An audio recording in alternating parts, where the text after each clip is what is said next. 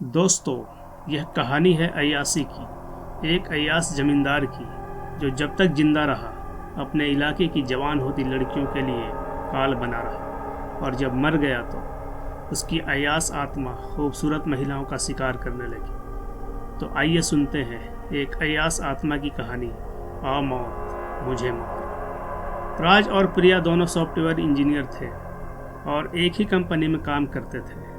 पिछले 2 सालों से वो लिव इन में रहते थे। फिलहाल शादी करने का कोई इरादा नहीं था उनका। दोनों पैसा जमा कर रहे थे।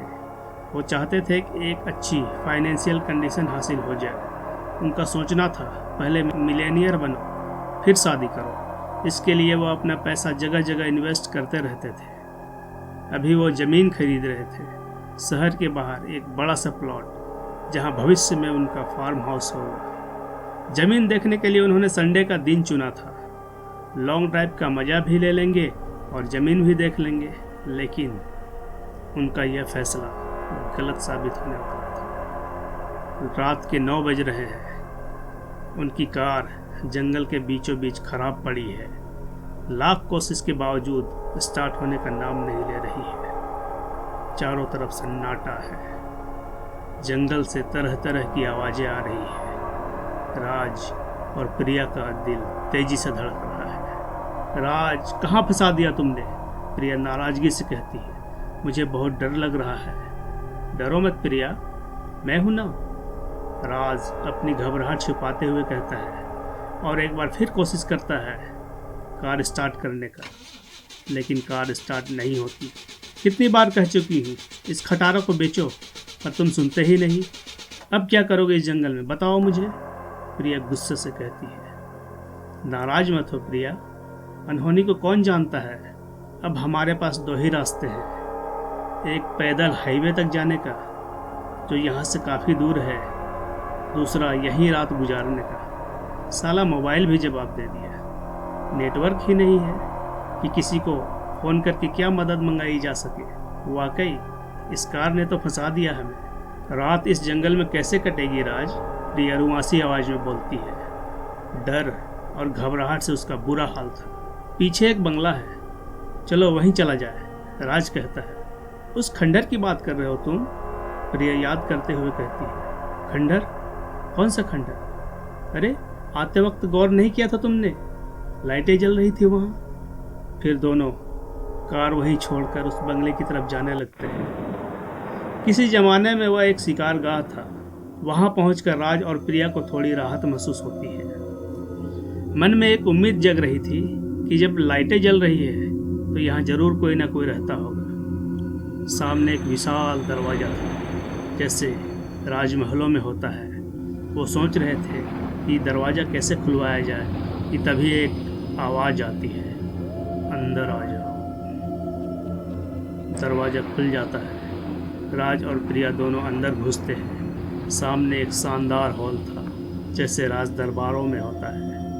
कालीन बिछी हुई, सुंदर सुंदर पेंटिंग्स टंगे हुए, लेकिन खाली खाली। एक कुर्सी पड़ी थी वहाँ, जो हिल रही थी, जैसे कोई उसमें बैठा हुआ झूल रहा हो, पर कोई दिखाई नहीं दे रहा था। कोई है?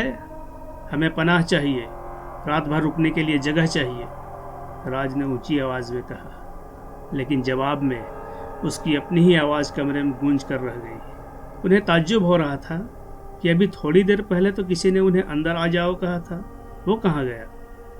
तभी प्रिया ने राज को ऊपर कमरे की तरफ इशारा किया। वहाँ से बहुत सी आवाज़ें आ रही थी, जैसे कोई पार्टी चल रही हो। वो दोनों कालीन बिछी सीढ़ियों पर चढ़ते हुए ऊपर पहुँचते हैं। अब उन्हें शराब और शबाब की गंध महसूस होने लगी थी। हसीन खिलखिलाहट, मस्ती में डूबी हुई हंसी, गर्म सरगोशियाँ, मीठी मीठी सिसकियाँ। राज और प्रिया के कदम रुक से जाते हैं। कहीं ऊपर रेव पार्टी तो नहीं चल रही? दोनों एक दूसरे को सवालिया निगाह से देखते हैं। वापस पलटने की सोच रहे थे वो लोग कि वहाँ जाना अच्छा नहीं होगा। जंगल में मंगल मना रहे लोगों के बीच कबाब में हड्डी बनना नहीं चाहते थे वो, कि तभी एक हैंडसम सा नौजवान मुस्कुराते हुए उन्हें देख रहा था। वह कब उनके सामने आकर खड़ा हो गया उन्हें पता भी नहीं चला। राज और प्रिया दोनों दंग रह गए थे। अभी वो संभल पाते कि उस नौजवान ने प्रिया के हाथों को पकड़कर कहा, आइए मैडम, शामिल हो जाइए हमारी पार्टी में। प्रिया की रीढ़ की हड्डी तक सनसनी दौड़ गई। उसका हाथ ठंडा था, बेहद ठंडा, जैसे मुर्दों का होता है। उसने उसके चेहरे को गौर से देखा। उसकी आंखें चमक रही थी। उसने अपना हाथ छुड़ाना चाहा, पर नहीं छुड़ा सकी।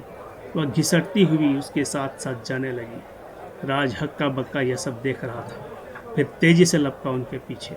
ऊपर कमरा खाली था, पर पार्टी चल रही थी। ऐसी आवाज़ें आ रही थी जैसे कमरे में लोग भरे हुए हैं। जाम उधेले जा रहे थे, बातों का शोर मचा हुआ था, पर कोई नहीं था वहाँ।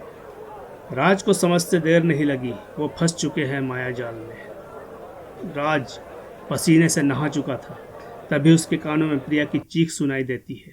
उसने देखा, वह हैंडसम नौजवान अपना रूप बदल चुका था। उसके नुकीले दांत प्रिया के नर्म नर्म गर्दन में धंसे हुए थे और वह पिशाच प्रिया का गर्म गर्म खून पी रहा था। यह देखकर राज पागल हो जाता है। वह झपट पड़ता है उस वैम्पायर पर, लेकिन जैसे हजारों वोल्ट बिजली का झटका लगा उसे। वैम्पायर ने दूर उछाल दिया था उसे। इसके साथ ही राज की चेतना जाती रही। वह बेहोश हो गया। न जाने कब तक बेहोश पड़ा रहा, और जब होश आया तब वह अपने आप को एक खंडहर में पड़ा पाया। उसके सर के ऊपर मकड़ों ने जाले तान दिए थे। आसपास धूल भरी हुई थी, घास फूस उगे हुए थे। कुछ दूरी पर प्रिया का सैंडल पड़ा हुआ था, पर प्रिया नहीं थी वहाँ। उसका कोई नामो निशान तक नहीं था।